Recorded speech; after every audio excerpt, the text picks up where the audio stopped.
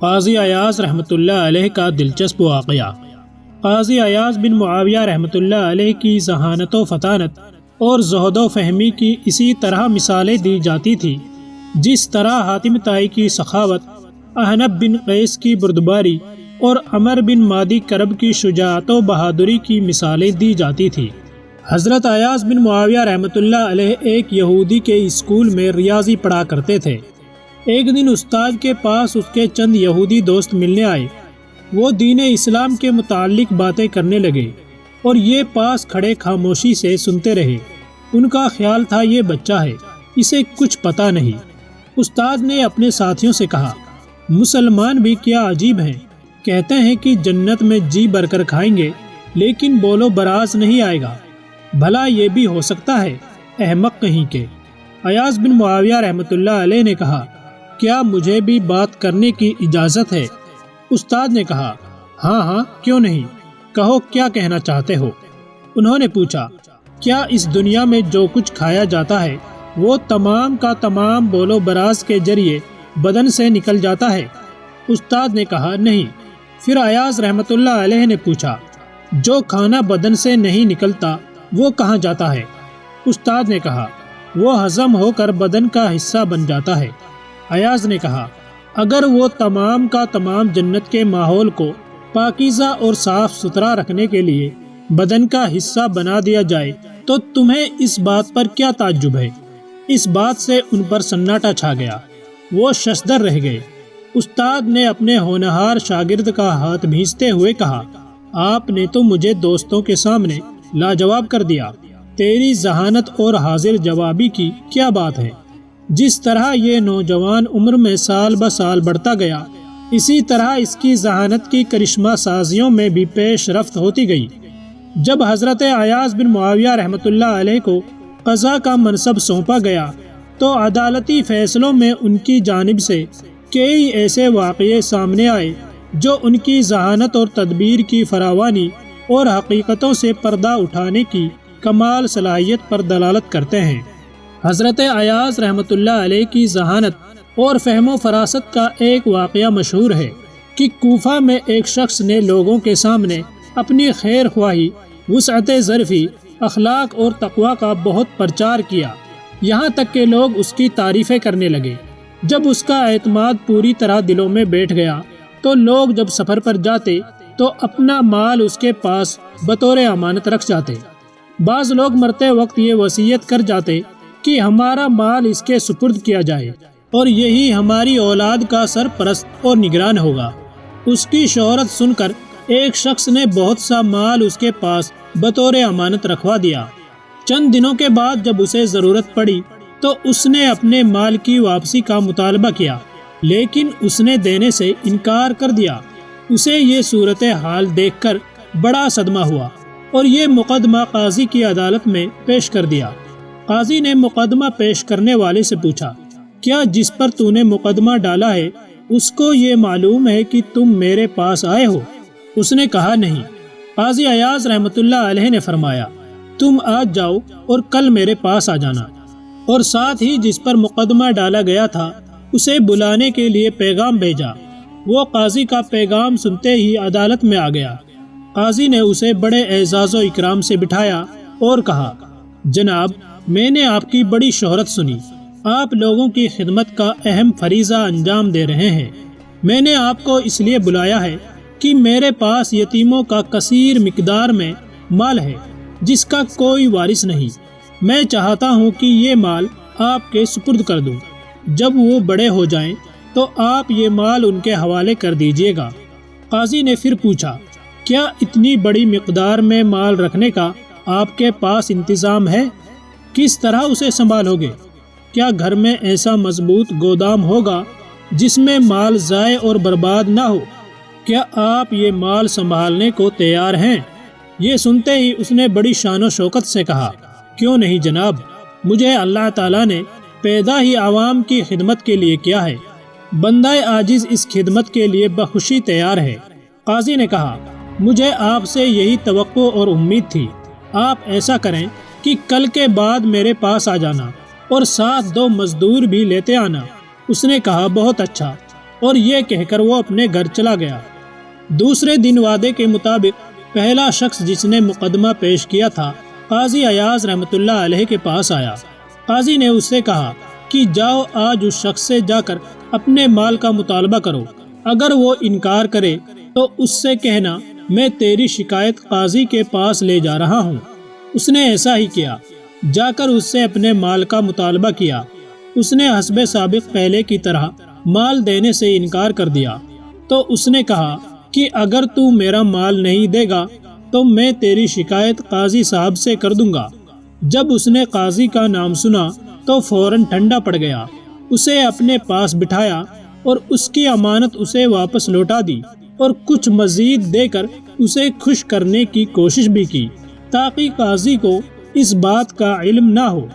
وہ اپنا مال لے کر سیدھا قاضی کے پاس گیا، آپ کا شکریہ ادا کیا اور بتایا کہ اس نے مجھے میرا حق واپس دے دیا ہے، اللہ تعالیٰ آپ کو جزائے خیر عطا کرے۔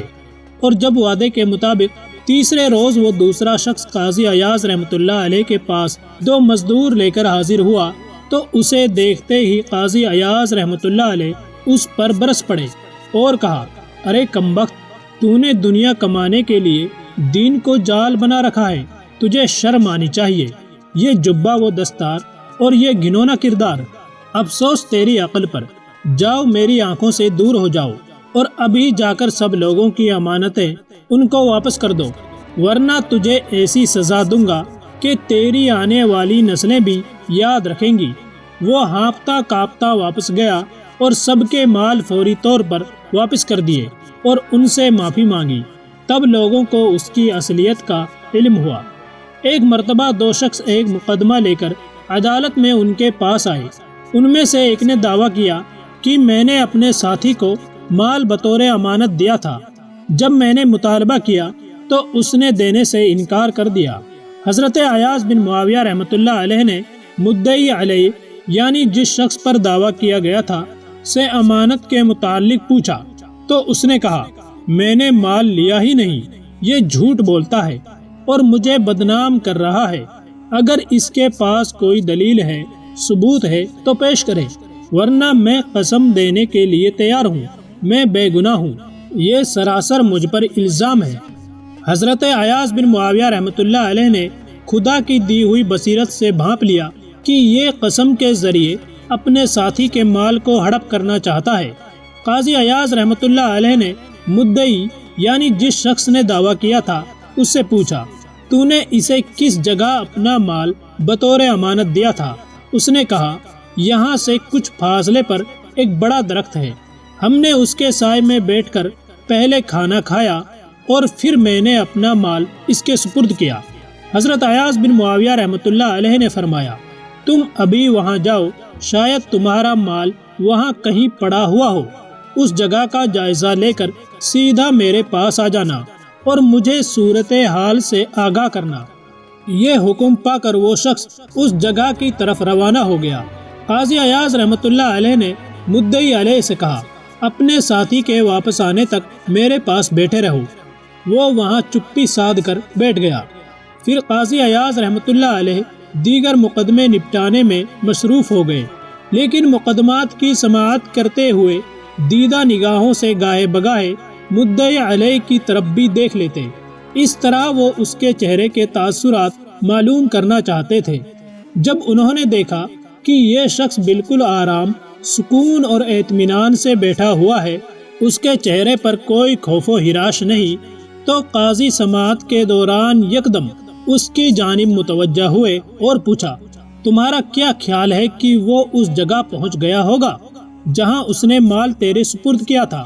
اس نے بے خیالی میں جواب دیا، نہیں، وہ جگہ یہاں سے کافی دور ہے، ابھی وہ راستے میں جا رہا ہوگا۔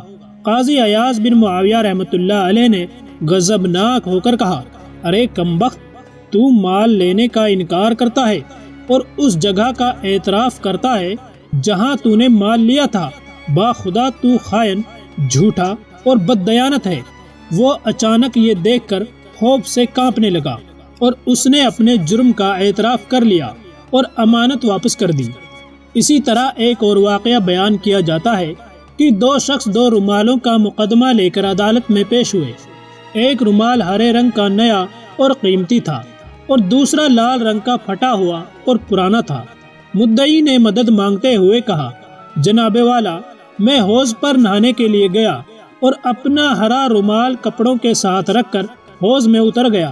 تھوڑی دیر بعد یہ شخص حوض کے کنارے میرے کپڑوں کے پاس ہی اپنے کپڑے رکھ کر نہانے کے لیے حوض میں اتر آیا، لیکن مجھ سے پہلے حوض سے نہا کر نکلا، کپڑے پہنے اور میرا رومال سر پر لیا اور چلتا بنا۔ میں اس کے قدموں کے نشانات دیکھتا ہوا اس کی تلاش میں اسے پکڑنے میں کامیاب ہو گیا۔ قاضی نے مدعی علیہ سے پوچھا، تم کیا کہنا چاہتے ہو؟ اس نے کہا، جناب والا، یہ رومال میرا ہے، میرے قبضے میں ہے، میں اس کا مالک ہوں۔ یہ مجھ پر جھوٹا الزام عائد کرتا ہے۔ قاضی ایاز رحمۃ اللہ علیہ نے مدعی سے پوچھا، تمہارے پاس کوئی دلیل ہے کہ یہ رومال تمہارا ہے؟ اس نے کہا، دلیل میرے پاس کوئی نہیں، میں آپ کی عدالت میں انصاف کے لیے آیا ہوں۔ یہ میرا قیمتی رومال مجھے دلا دیجیے، اللہ آپ کا بھلا کرے۔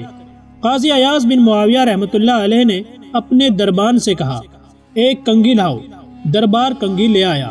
آپ رحمۃ اللہ علیہ نے دونوں کے سر پر کنگھی پھیری، ایک کے سر سے لال ریشے اور دوسرے کے سر سے ہرے ریشے برآمد ہوئے، لہٰذا لال رومال اسے دے دیا جس کے سر سے لال ریشے نکلے تھے، اور ہرا رومال اس کے سپرد کیا جس کے سر سے ہرے ریشے برآمد ہوئے تھے۔ اس طرح عدل و انصاف کے مطابق حق والے کو اس کا حق مل گیا۔ قاضی ایاز رحمۃ اللہ علیہ کو اپنی بے پناہ ذہانت، قابل رشک قوت استدلال، زہد و فہمی اور حاضر جوابی کے باوجود عدالت میں ایسے لوگوں سے بھی واسطہ پڑ جاتا جو اپنی بات دلائل سے منوا لیا کرتے تھے اور انہیں خاموش ہونے پر مجبور کر دیا کرتے تھے۔ ایسا ہی ایک واقعہ انہوں نے خود بیان فرمایا۔ کہتے ہیں، ایک شخص کے علاوہ آج تک کوئی بھی گفتگو میں مجھ پر غالب نہ آ سکا۔ وہ اس طرح ہوا کہ میں بصرے کی عدالت میں مقدمے نپٹانے کے لیے بیٹھا ہوا تھا کہ ایک شخص میرے پاس آیا اور اس نے بڑی شان سے کہا، میں یہ گواہی دیتا ہوں کہ فلاں باغ فلاں شخص کا ہے۔ اس نے یہ بات بڑے ہی رعب اور دبدبے سے کہی۔ میں نے اس کی گواہی کا امتحان لینے کے انداز میں پوچھا، جس باغ کے متعلق گواہی دے رہے ہو اس میں کتنے درخت ہیں؟ اس نے سر جھکایا، پھر سر اٹھا کر بولا، جناب والا، گستاخی معاف، آپ کتنے عرصے سے اس کمرائے عدالت میں فیصلہ سنانے کا فریضہ انجام دے رہے ہیں؟ قاضی ایاز رحمۃ اللہ علیہ نے فرمایا کہ کافی عرصے سے۔ اس نے پوچھا، کیا آپ بتا سکتے ہیں کہ اس کمرے کی چھت میں کتنی لکڑیاں استعمال ہوئی ہیں؟ میں پریشان ہوا اور کہا، مجھے اس کا علم نہیں، اور ساتھ ہی میں نے شرمندہ ہو کر اس سے کہا، بھائی آپ کی گواہی سچی ہے، میں اسے تسلیم کرتا ہوں۔